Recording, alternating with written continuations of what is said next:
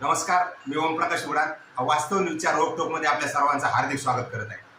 आज आपण एका दोन महत्त्वाच्या विषयावर समीक्षा करणार आहोत, ते म्हणजे महाराष्ट्रभरामध्ये गाजत असलेलं मराठा आरक्षण आणि राजकारण। या संदर्भात आपण थोडीफार समीक्षा करण्याचा प्रयत्न जे आहे तो आजच्या या रोकटोकमधून करणार आहोत। गेल्या 14-15 महिन्यापासून मराठ्यांचे संघर्ष योद्धा मनोज जरांगे पाटील यांनी मराठ्यांना ओबीसीतून आरक्षण मिळावं म्हणून आपला लढा पुकारलाय आणि या लढ्याला महाराष्ट्रभरातील सकल मराठा समाज बांधवांची वज्रमूठ जी आहे ती कायम झाली आणि ती संघर्ष योद्धा मनोज जरांगे पाटील यांच्या पाठीमागे भक्कमपणे उभी आहे। तर दुसरीकडे आपल्याला बघायला मिळते सत्ताधारी आणि विरोधक यांना हे मराठा आरक्षणाचं भोंगलं जे आहे ते भिजतच ठेवणार असल्याची जी परिस्थिती आहे ती निर्माण झाल्यासारखं आपल्याला दिसून येते। कारण सत्ताधारी आणि विरोधक हे एकमेकाच्या खांद्यावर बंदुका ठेवून हा जो लढा आहे मराठा आरक्षणाचा याबद्दल ब्र शब्द उच्चारायला तयार नाही, निर्णय घ्यायला तयार नाही, अशीच परिस्थिती निर्माण झाली आहे। मध्यंतरी सत्ताधाऱ्यांनी या संदर्भात एक बैठकीचे आयोजन केले होते। त्या बैठकीमध्ये मराठ्यांना ओबीसी मधून आरक्षण देण्यासाठी तुमचा पाठिंबा आहे का यासाठी सत्ताधाऱ्यांनी एका बैठकीचे आयोजन केलं होतं आणि या बैठकीला विरोधकांनी शेवटच्या क्षणी जी आहे ती दांडी मारली आहे। म्हणून या मराठा आरक्षणाचं भोंगलं दोन्ही नाही, सत्ताधारी आणि विरोधक यांना भिजत ठेवायचे की काय असा प्रश्न उपस्थित होत आहे। मराठ्यांना आरक्षण मिळावे या एका मागणीसाठी मनोज जरांगे पाटील गेल्या 15 महिन्यापासून निस्वार्थपणे लढा देत आहेत। या अगोदरही मराठ्यांसाठी, मराठ्यांच्या विविध मागण्यासाठी, मराठा आरक्षणासाठी अनेक जण समोर आले होते, परंतु या जवळपास सर्वांमध्येच सत्ता, राजकारण, स्वार्थ घुसल्यामुळे मराठा समाजाची एकजूट जी आहे ती एवढी बघवायला आपल्याला मिळाली नाही, तेवढी मनोज जरांगे पाटील यांनी या 15 महिन्यामध्ये पूर्ण जी वज्रमूठ आहे ती बांधली आहे। ते म्हणजे त्यांच्यामधला निस्वार्थीपणा, कुठल्याही प्रलोभनाला बळी न पडणे, या सगळ्या गोष्टींमुळे मनोज जरांगे पाटलाच्या पाठीमागं मराठा समाजाची भक्कम अशी वज्रमूठ जी आहे ती तयार झाली आहे आणि त्यासाठी मनोज जरांगे पाटील निस्वार्थपणे लढतायतही तेही आपण बघितलं। आणि म्हणून संपूर्ण मराठा समाज जो आहे तो एकवटलाय आणि छत्रपती शिवाजी महाराजांच्या नंतर जर मराठ्यांची वज्रमूठ कोणी बनवली असेल तर ते म्हणजे मनोज जरांगे पाटील। त्यांच्या पाठीमागं महाराष्ट्रभरातील मराठा समाज भक्कमपणे उभा आहे। दुसरीकडे जर बघितलं आपण सत्ताधारी आणि विरोधक, बहुतांश ठिकाणी या मराठा आरक्षणाच्या अनुषंगाने सत्ताधारी भाजप सरकार, शिंदे सरकार यांच्यावरच तोंडसूक घेताना हे मराठा जे आहेत काही मराठा समाजामधले बांधव ते आपल्याला दिसून येत आहे। परंतु मला या निमित्तानं हाही प्रश्न उपस्थित होतोय, चला हे जे आहेत सत्ताधारी हे तर दोषी आहेतच, कारण त्यांनी मराठ्यांना आरक्षण दिलं नाही, झुलत ठेवलंय, परंतु दुसरीकडे विरोधक जे आहेत या विरोधकांनी किती वर्ष सत्ता भोगली आहे। त्यामध्ये शरद पवार असतील, उद्धव ठाकरे असतील, याचबरोबर नाना पटोले असतील काँग्रेसचे, संजय राऊत असतील, या सगळ्यांनी जे आहे किती वर्ष सत्ता भोगली आहे। मग एवढे वर्ष तुम्ही सत्ता ज्यावेळेस भोगली त्यावेळेस तुम्ही मराठा समाजासाठी काय केलं त्याचं उत्तर सुद्धा देणं गरजेचं आहे। तुम्ही मराठा समाजासाठी कुठले कुठले निर्णय घेतले ते सुद्धा तुम्ही जनतेसमोर आणणं गरजेचं आहे का फक्त आपण सत्ताधाऱ्याविरोधातच फक्त रोख आपला व्यक्त करणार, त्यांच्या विरोधातच आपण फक्त गरळ ओकत राहणार। मला तर असं म्हणायचं, जेवढे याला सत्ताधारी दोषी आहेत तेवढेच विरोधकही दोषी आहेत। कारण विरोधकांना फक्त आपली पोळी जी आहे ती मराठा समाजात मराठा आरक्षण हा मुद्दा घेऊन फक्त भाजून घ्यायची आहे। कारण त्याचं चित्र जे आहे ते लोकसभेमध्ये आपल्याला दिसून आलंय। लोकसभेमध्ये मनोज जरांगे पाटील यांनी मराठा आरक्षणाला ज्यांनी विरोध केला त्यांना पाडा अशी भूमिका घेतली होती आणि याच अनुषंगाने यामध्ये महाविकास आघाडीचा मोठा फायदा जो आहे तो झालाय। परंतु महाविकास आघाडी सद्यस्थितीत मराठ्यांना ओबीसी मधून आरक्षण द्यावं का, त्यांचा त्याला पाठिंबा आहे का याबाबत प्रशब्दही काढायला तयार नाही। काय कमाल आहे, यामध्ये शरद पवार असतील, उद्धव ठाकरे असतील, संजय राऊत असतील, नाना पटोले असतील, या सगळ्यांनी त्याबाबत ब्रशब्द उच्चारायलाही तयार नाहीत। मग तुम्हाला जसा मराठा आरक्षणाचा फायदा जो आहे तो लोकसभेमध्ये झालाय, विशेषतः माझ्या माहितीप्रमाणे आतापर्यंतच्या जेवढ्या निवडणुका लोकसभा आणि विधानसभेच्या झाल्या त्यामध्ये सगळ्यात कमीत कमी खर्च होणारी जी निवडणूक आहे ती ही लोकसभा ठरली आहे, नुकतीच झालेली। कारण या लोकसभेमध्ये कुठल्याही उमेदवाराला मोठ्या पद्धतीने खर्च आलेला नाही, ना जास्त त्यांना प्रचार सभा घ्यायचंही काम पडलं नाही। कमी खर्चामध्ये सगळ्यात जास्त आतापर्यंतच्या माझ्या माहितीप्रमाणे ज्या लोकसभा आणि विधानसभा निवडणुका झाल्या त्यात ही नुकती झालेली लोकसभा निवडणूक जी आहे ती सगळ्यात कमी खर्चामध्ये झाली आहे। याबरोबरच महाविकास आघाडीचे उमेदवार मोठ्या पद्धतीने विजयी झाले, म्हणजेच मराठा आरक्षणाचा फायदा सगळ्यात जास्त महाविकास आघाडीलाच झालाय. आणि या आघाडीतीलच नेते मराठांना ओबीसीतून आरक्षण देण्यासाठी तुमचा पाठिंबा आहे का, यामध्ये हो किंवा नाही या दोन गोष्टी असताना ते इतरच सगळ्या ज्या गोष्टी आहेत ते समोर आणताना दिसत आहेत. एक जण मागणी करतंय यामध्ये केंद्राने हस्तक्षेप केला पाहिजे, प्रधानमंत्र्यांनी याकडे लक्ष दिलं पाहिजे, आरक्षणाची मर्यादा वाढवली पाहिजे. हे बोल जे आहेत ते महाविकास आघाडीचे आहेत. मग महाविकास आघाडीने फक्त मराठ्यांना आरक्षण देण्यासाठी ओबीसीतून तुमचा पाठिंबा आहे का नाही या दोन गोष्टीवर बोलण्याऐवजी इतर गोष्टीवरच बोलताना दिसत आहेत. म्हणून दुसरीकडे सत्ताधारी ही फक्त विरोधकाच्या खांद्यावर बंदूक ठेवून लढताना दिसत आहेत. ते म्हणतायत विरोधक जे आहेत या बैठकीला आले नाही. मग सत्ताधाऱ्यांनाही प्रश्न आहे, तुम्ही इतर निर्णय घेताना विरोधकाला विश्वासात घेताय का, त्यांना बोलावताय का? बहुतांश निर्णय जे आहेत ते तुम्ही सगळे मिळून घेतायत आणि त्यामध्ये विरोधक नसतानाही तुम्ही काही निर्णय घेताय. मग मराठा आरक्षणाचा जो प्रश्न आहे या प्रश्नांनाच तुम्हाला विरोधकाची गरज का भासावी? मग तुम्हालाही ते द्यायचं नाहीये का, असा सुद्धा प्रश्न जो आहे तो उभा राहतोय. म्हणूनच मला असं म्हणावंसं वाटतं, मराठ्यांच्या आरक्षणाचं भिजत घोंगडं जे आहे ते सत्ताधारी आणि विरोधक यांना दोघांनाही कायम ठेवायचे आणि येणारी विधानसभा निवडणूक जी आहे ती पार पाडायची असं दिसून येते. आपण जर लोकसभेमध्ये बघितलं तर सगळ्यात जास्त मराठा आरक्षणाचा फायदा जो झालाय तो महाविकास आघाडीला झालाय. कारण मोठ्या पद्धतीने कमी प्रचार करता महाविकास आघाडीचे उमेदवार विजयी झाले, याचा भाजपाला सगळ्यात जास्त फटका बसलाय आणि महाविकास आघाडीला फायदा झालाय. परंतु हे नेते बोलायला तयार नाहीत. परंतु सोशल मीडियावर ज्यावेळेस आपण बघतो त्यावेळेस सगळ्यात जास्त जे टीका करण्यात येते ती सत्ताधाऱ्यांवर करण्यात येते. मग या निमित्ताने दुसराही प्रश्न आहे, या महाविकास आघाडीमध्ये नेते असतील, शरद पवार असतील, उद्धव ठाकरे असतील, नाना पटोले असतील, बाळासाहेब थोरात असतील, या सगळ्यांनीही कितीतरी वर्ष सत्ता भोगली आहे. आणि एवढी सत्ता भोगून शरद पवार तर जाणते राजे आहेत, त्यांना वेगवेगळ्या पदव्या लागलेल्या आहेत, शेतकऱ्यांचे कैवारी, मराठ्यांचा नेता, मराठ्यांचे कैवारी. मग एवढं सगळं असताना शरद पवार यांनी तरी काय केले? त्यांनी त्या गोष्टी समोर सांगणं, विषद करणं सुद्धा गरजेचं आहे का? फक्त तुम्ही मताचीच पोळी भाजून घेतली मराठ्यांचे नेते म्हणून असं दिसून येते. आपण जर बघितलं तर मराठ्यांचा ज्यावेळेस शरद पवार हे जे आहेत मुख्यमंत्री असताना त्यांनी मराठा समाजाचं काही आरक्षण इतर समाजाला वाटलंय.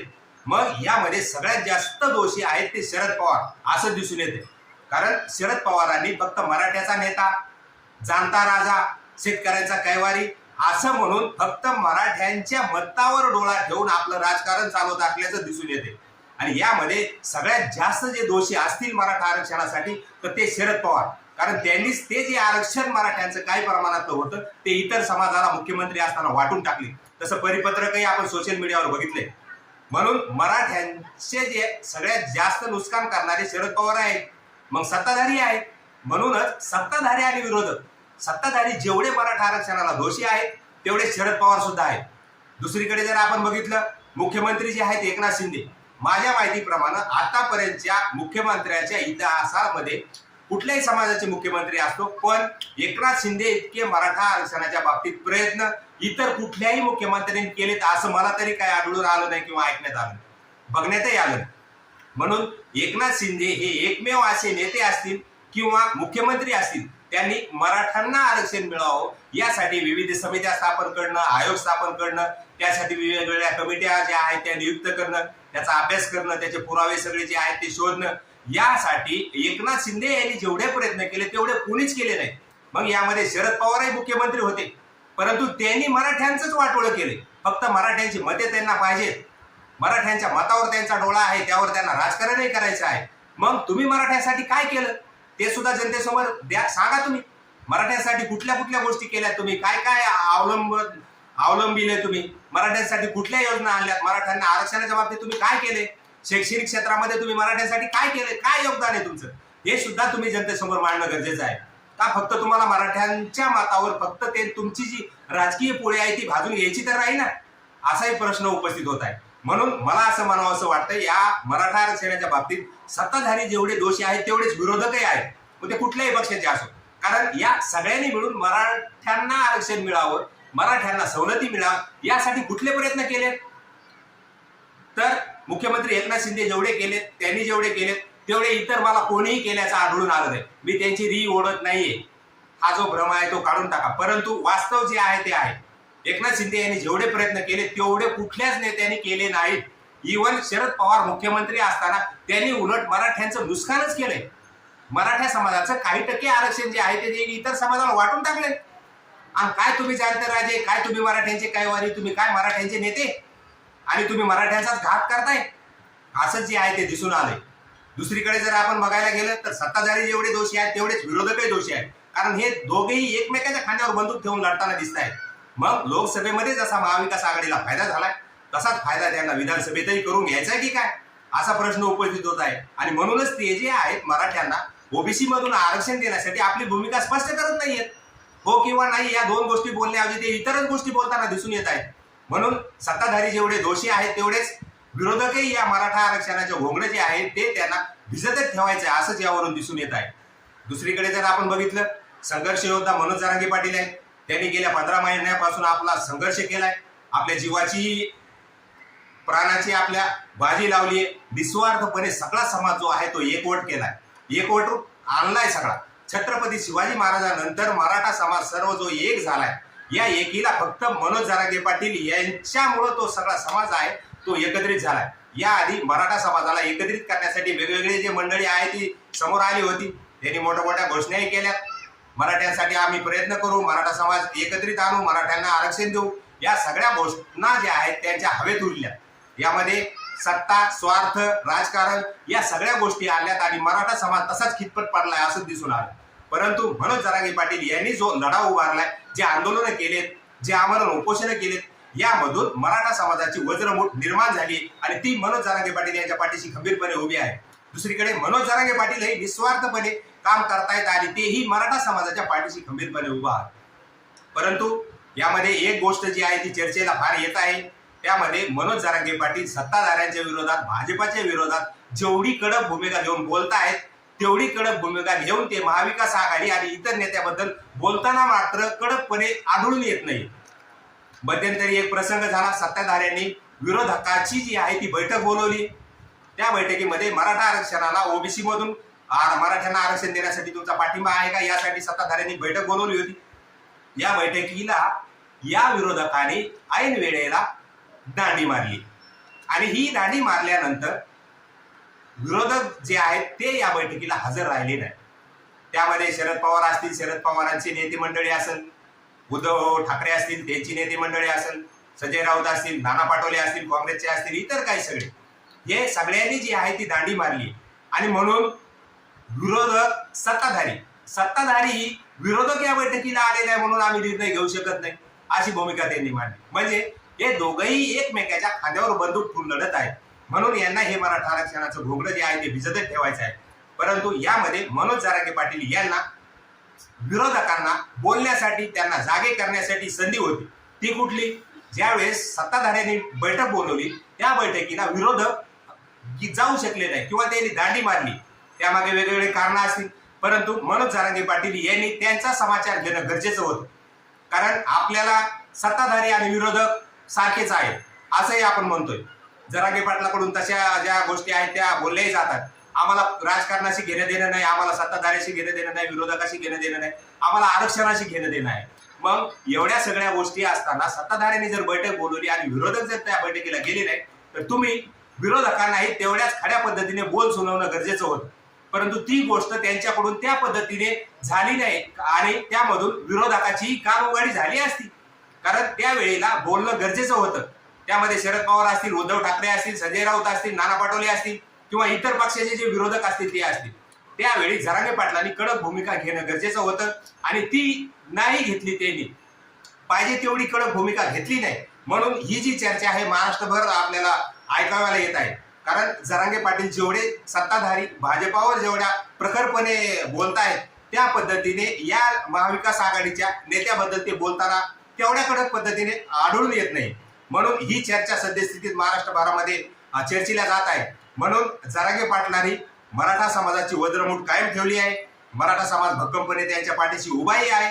त्यांनी आपल्या जीवाची पर्वा न करता मराठा समाज एकवटलाय आणि तो त्यांच्या पाठीशी खंबीरपणे उभा आहे. त्यामध्ये त्यांचं योगदान आहे. निस्वार्थपणे ते मराठा समाज जे आहे त्यांना आरक्षणासाठी लढत आहेत. छत्रपती शिवाजी महाराजांनंतर जरांगे पाटील यांनीच संपूर्ण मराठा समाज जो आहे तो एकवट केलाय, एकत्रित केलाय. हे सगळं श्रेय जे जाते ते मनोज जरांगे पाटलांना. परंतु दुसरीकडे जर आपण बघितलं, सत्ताधारी आणि विरोधक यांना हे मराठा आरक्षणाचं घोंगडं जे आहे ते भिजतच ठेवायचे असं दिसून येते. कारण दोघेही एकमेकावर कोलवाकोलवी करताना दिसून येत आहेत. हे म्हणताय त्यांनी नाही बोलवलं, नाही त्यांनी बोलवलं, तर हे म्हणते त्यांच्या हातामध्ये त्यांनी द्यायला पाहिजे. या सगळ्या गोष्टी खऱ्या आहेत. परंतु सत्ताधारी आणि विरोधक या दोघांनाही हे घोंगडं असंच भिजत ठेवायचे आणि येणारी विधानसभा निवडणूक जी आहे ती पार पाडायची असंच परिस्थिती जी आहे ती सद्यस्थितीत निर्माण झाली आहे. कारण विरोधक आपली भूमिका मांडायला तयार नाहीत आणि सत्ताधारी विरोधकाच्या नावानं बोलताना आपल्याला दिसून येत आहे. म्हणून या दोघांनाही, सत्ताधारी आणि विरोधक यांना हे घोंगडं मराठा आरक्षणाचं जशात तसंच भिजत ठेवायचे असंच जे आहे ते दिसून येत आहे. चला तर मित्रांनो, वास्तव न्यूजच्या रोखोकमध्ये परत आपण असंच वेगवेगळे विषय घेऊन भेटत राहू.